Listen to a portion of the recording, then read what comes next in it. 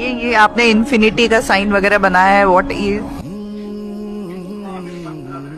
मतलब ये ऐसा है ना कि जैसे यहाँ पे मैंने समझाया ना कि ये ऐसे होता है। सब्जेक्ट जो है वो नाउन मतलब संज्ञा, मतलब एक आइडेंटिटी।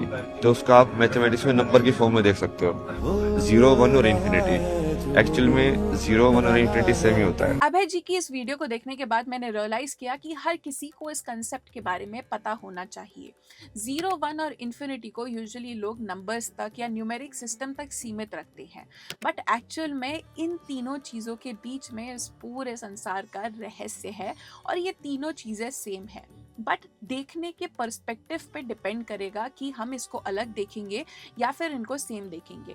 इन तीनों को सेम इसलिए बताया गया है क्योंकि वो एक परम शक्ति है जिसको हम अपने अंदर की शून्यता से ही प्राप्त कर सकते हैं, बट जब हम उसे प्राप्त करते हैं तो हमारे अंदर की चेतना को अनंत ज्ञान प्रदान होता है। यही तीन चीजें तीन अवस्थाओं का प्रतीक है, जो कि है जागृत, सुषुप्त और स्वप्न, और इससे ही वो अल्टीमेट अवस्था प्राप्त होती है। यही तीन अवस्थाएं तीन गुणों का रिप्रेजेंटेशन है जिससे ये पूरा संसार बना है।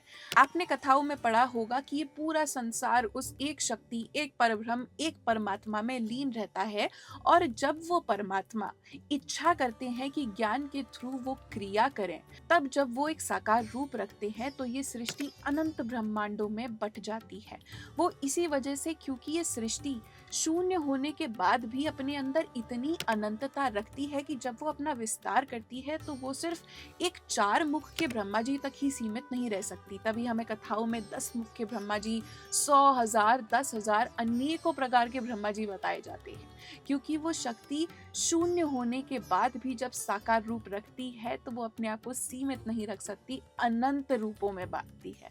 Interesting, right? आज के लिए बस इतना ही। मे द शक्ति बी विद यू।